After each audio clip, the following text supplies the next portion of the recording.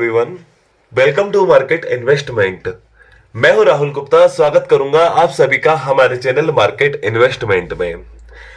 दोस्तों, आज हम बात करेंगे सिल्वर की और आज हम बात करेंगे गोल्ड की। दोनों ही धातुओं के अंदर काफी ज्यादा कमजोरी देखी जा रही है।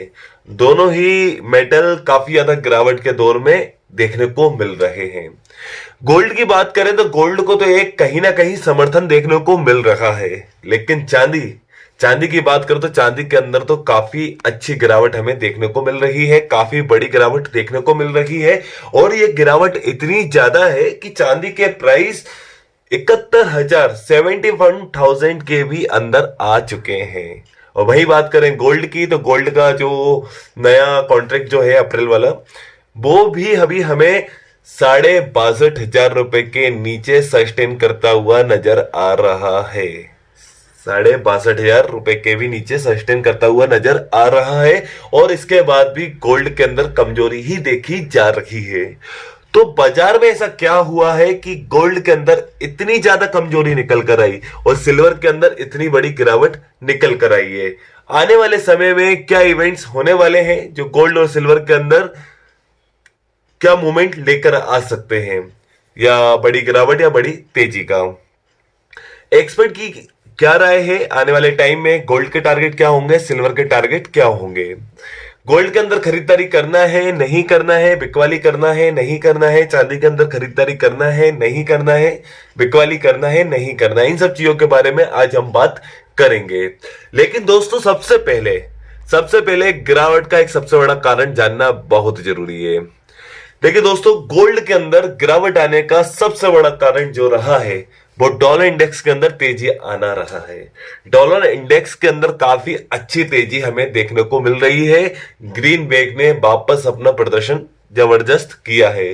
डॉलर इंडेक्स के अंदर तेजी होती है, गोल्ड के अंदर कहीं ना कहीं हम गिरावट देखते हैं, क्योंकि दोनों ही सेगमेंट एक दूसरे से बिल्कुल विपरीत चलते हैं। डॉलर इंडेक्स के अंदर तेजी आती है तो गोल्ड और सिल्वर के अंदर कहीं ना कहीं हम गिरावट देखते हैं, और गोल्ड और सिल्वर के अंदर तेजी रहती है तो कहीं ना कहीं डॉलर इंडेक्स के अंदर हमें गिरावट देखने को मिलती है, क्योंकि दोनों ही चीजें एक दूसरे से बिल्कुल विपरीत चलती है। तो डॉलर इंडेक्स के अंदर काफी अच्छी तेजी हमें देखने को मिली है, जिसके चलते हुए अभी हम गोल्ड और सिल्वर के अंदर काफी अच्छी गिरावट देख रहे हैं। लेकिन दोस्तों, गोल्ड के अंदर इतनी गिरावट क्यों है, डॉलर इंडेक्स के अंदर इतनी तेजी क्यों है, उसका कारण सबसे पहले जानते हैं।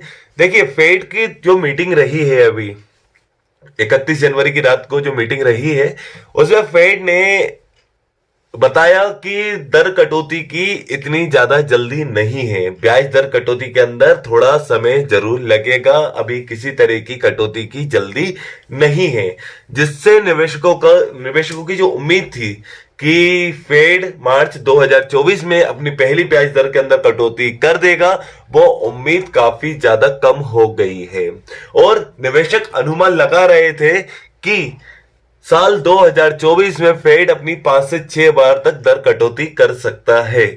वो 5 से 6 बार तक दर कटौती की उम्मीद है, वो 3 तक आ चुकी है कि फेड 2024 में सिर्फ 3 ब्याज दर कटौती की ही कटौती करेगा, जिससे फेड के द्वारा ब्याज दर कटौती की उम्मीद कम होती हुई नजर आ रही है, जिससे गोल्ड के अंदर गिरावट आई, डॉलर इंडेक्स के अंदर तेजी आई। ज्यादा ब्याज दरें सराफा मार्केट के लिए नेगेटिव होती हैं, कम ब्याज दरें सराफा मार्केट के लिए पॉजिटिव होती हैं। अगर ब्याज दर के अंदर कटौती होगी तो यही गोल्ड यही सिल्वर आपको काफी ज्यादा बुल रन में देखने को मिलेंगे। लेकिन अगर सराफा मार्केट के अंदर गिरावट चालू रहती है तो उसका एक कारण फेड के द्वारा ब्याज दर कटौती नहीं करना होगा। तो फिलहाल में ब्याज दर के अंदर कटौती की उम्मीदें हैं जो कम होती जा रही हैं, जिससे सराफा बाजार के अंदर गिरावट हमें देखने को मिल रही है। मैं आपको एक चीज और बताना चाहूंगा, अगर किसी भी तरह के अमेरिका के आर्थिक डेटा आंकड़े कमजोर आते हैं तो सराफा मार्केट की उम्मीदें और कम हो जाएंगी, ब्याज दर कटौती की उम्मीदें और कम हो जाएंगी, गोल्ड और सिल्वर दोनों के अंदर आपको अच्छी खासी गिरावट देखने को मिलेगी, और डॉलर इंडेक्स के अंदर काफी ज्यादा तेजी भी आपको देखने को मिलेगी। तो फिलहाल आपको एक एक डेटा, एक एक अपडेट, एक एक न्यूज के ऊपर नजर रखना बहुत जरूरी है। और फिलहाल दोस्तों, अमेरिका के द्वारा जो अभी भू राजनीतिक तनाव हमें देखने को मिल रहा है, इजराइल, हमास, ईरान, यह भू राजनीतिक तनाव से गोल्ड को काफी अच्छा समर्थन देखने को मिल रहा है। गोल्ड के अंदर ज्यादा बड़ी गिरावट हमें देखने को नहीं मिल रही है, क्योंकि कारण यह है कि भू राजनीतिक तनाव चल रहे हैं। भू राजनीतिक तनाव जब तक चलते रहेंगे, जब तक सुरक्षित आश्रय के रूप में गोल्ड को देखा जाएगा, सेफ इन्वेस्टमेंट के रूप में गोल्ड को देखा जाएगा और गोल्ड के अंदर आपको मजबूती देखने को मिलेगी। लेकिन जैसे जैसे ये भू राजनीतिक तनाव कम होंगे, जो गोल्ड को समर्थन है वो भी कम होता जाएगा भू राजनीतिक तनाव का। अगर ये भू राजनीतिक तनाव बढ़ते हैं, लड़ाई झगड़े बढ़ते हैं, तो गोल्ड के अंदर काफी अच्छी तेजी भी देखने को मिलेगी। फिलहाल फेड के द्वारा ब्याज दर कटौती की उम्मीदें कम होती जा रही हैं, जिससे गोल्ड के अंदर गिरावट आ रही है। अगर ये भू राजनीतिक तनाव कम होते हैं तो गोल्ड के अंदर और ज्यादा बड़ी गिरावट निकल कर आएगी।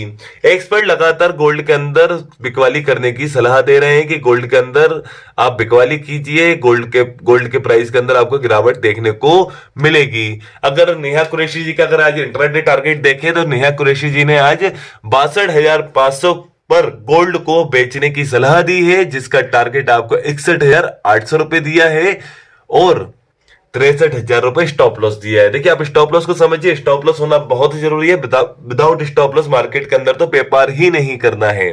वही बात करें चांदी की, तो चांदी को 71,200 रुपए पर बेचने की सलाह दी है।